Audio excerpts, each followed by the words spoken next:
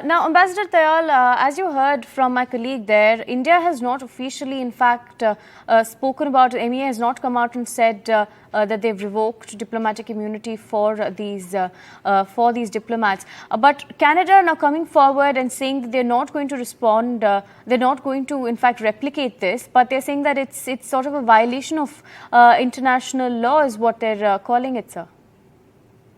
The cardinal principle, the fundamental basis on which diplomatic relations are conducted between two countries are based on reciprocity and parity. Under that, yes, one country can allow a disproportionate number of diplomats to be present if the relations are friendly and very comfortable. Now, but there is one factual mistake in the official statement which has been issued by the Canadian government.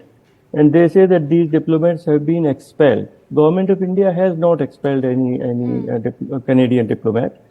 And if at all, yes, some advisory was issued to the Canadian government and Canadian High Commission to reduce the number. That has been in public domain. And what exactly was the wording of that advisory? That has not yet come into public domain. So perhaps, yes, some kind of deadline was also given that by 20th of October, you take these diplomats out of India. And that is fully within the rights of India as a sovereign state. It does not affect bilateral diplomatic relations, reciprocity, parity between India and Canada.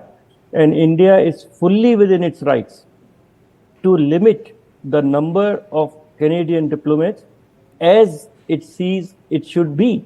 The same thing applies for consulates. The two countries agree that how many consulates of India will be in Canada and how many consulates of Canada would be in India. So India would be fully within its rights if it tells Canada to shut down one of its consulates. These are all sovereign rights. And Canadians have to think of their own behavior, how they have insulted India, how they have publicly tried to humiliate India, how they have publicly and with their friends tried to put pressure on India. And India will not retaliate. This is not that India of the past where anybody could come and kick India and India would not reciprocate. Now, if India's interests are harmed as they are being harmed by the presence of terrorists, by the presence of drug mafia, by the presence of terrorists and separatists who want to divide India, and Canada does not take any action. 13 extradition requests from India are pending with the government of Canada. So they should look in their own behavior. Canada has become a sanctuary of terrorists and murderers. Sheikh Mujibur Rahman's murderer, assassin, is in Canada. And they do not extradite him to Bangladesh. So we should not care about Melanie Joy's statement or anybody's statement. The Justin Trudeau government is anti-India, and we should fully make them understand that we are not against the people of Canada. We are very friendly with the people of Canada. But the actions of Justin Trudeau, because of the domestic political compulsions, have harmed India-Canada relations. But the damage will be limited to Justin Trudeau administration. And whatever you see, defense ties are going on. Their deputy defense minister was here. Trade is going on. So it will be India-Canada relations in other fields will be normal, but there will be a price to be paid by Justin Trudeau government if they publicly try to humiliate and kick India. Right. Ambassador Tayal, I will talk about whether this is harming Canadians more than it is actually harming India in just a minute. Before that, let me rope in Ajay Sharma on the fact that there are a lot of Indians who are migrating into Canada, and perhaps Indians in Canada are the highest number there at this point compared to the foreign nationals who are there in Canada. How is this going to affect them, sir? Aarthi, first of all, thank you for having me on the show. And there are two aspects to this. One is, in fact, I personally feel yesterday's press release of IRCC is very significant, and with your permission, I'll quote from that, because it indicates that there is a kind of a thaw in the diplomatic standoff, and I'll read from that quote, particular release. It says that IRCC will continue to accept and process applications from India. One. Two, it says large majority of applications from India are already processed outside of the country, with 89% of the Indian applications processed through global network. Now, this is very significant because what it indicates is nothing has changed. Already 89% of the applications were being processed through global network. Number one. Number two, now I want to go to a couple of recent symbolic statements that have come in. Symbolic statement number one. Recently, just early this week, a very senior military commander from Canadian Army confirmed that there is no change in between the strong India-Canada defense ties. Number two, another symbolic gesture came from Prime Minister Justin Trudeau when he wished all the Hindus in India a very happy Navratri. Now, all these symbolic gestures indicate and confirm that thaw is happening and there is no impact whatsoever for immigrants and students. All everybody needs to do is this.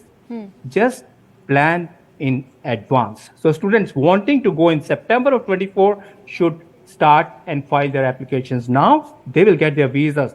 Immigrants planning to migrate, whether it's skilled or investor, doesn't matter. Plan now. In fact, I like to give a very interesting example to those who are kind of waiting in the queue.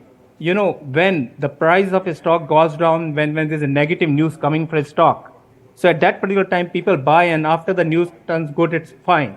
So in the similar case, if, and as it likely to happen, this too strong the ties. Once the diplomatic standoff is over, as it looks right now from the IRCC statement, those who file right now, be it students or prospective immigrants, are the ones who will gain.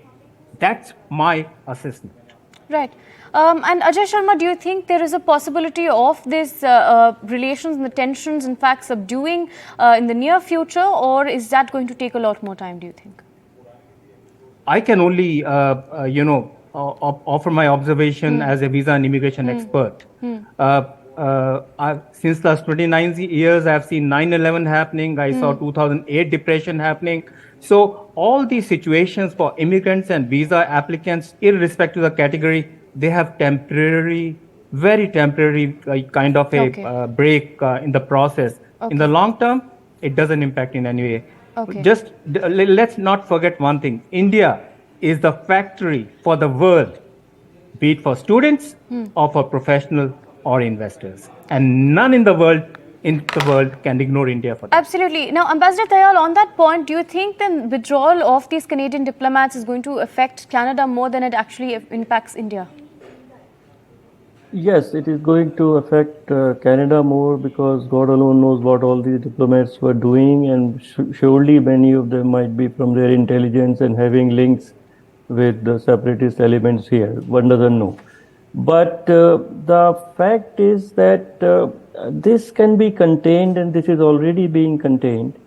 And India has not issued any offensive or very aggressive statement after the initial bout, which was provoked by the Prime Minister of Canada's statement in the Parliament of all places, and accusing India, and then trying to mount an international kind of a campaign involving Five Eyes and others on India. But one thing about visa, I will say that since India has suspended issuing a visa to Canadian nationals because of the security threat. And here the Canadian diplomats have absolutely no security threat. They are absolutely safe to go anywhere. So, and the lot of work is being done by their Indian employees of the Canadian High Commission and consulates. So that work can continue. But the Canadian nationals who want to visit India, they still have to wait for Indian visa, because as Foreign Minister Jaishankar very clearly said, that when there are open and exhortation for assassination and attacks on named Indian diplomats, and the government of Canada does nothing. Does that not violate all the kind of Vienna Convention which this honorable foreign minister of Canada has quoted? So there is something very wrong in what they are doing and saying, and there must be a price to pay. And if Canadian nationals suffer, they will put pressure on the government of Canada and Mr. President, on their foreign minister, that what is going on here. India will be the third largest economy of the world. Right. India just held G20. What all are you doing? Why are you harming relations with India and giving these baseless accusations? Right. So Exactly. this is a play in which there are many players, but India has made very clear that there must be some relief and some action against all those who have publicly threatened Indian diplomats, and nothing has been done by the government of Canada. Right. So that cannot continue. Absolutely. Thank you, Ambassador Tayal and Ajay Sharma, for joining us and sharing your thoughts on this particular development. We'll continue tracking it as this story develops.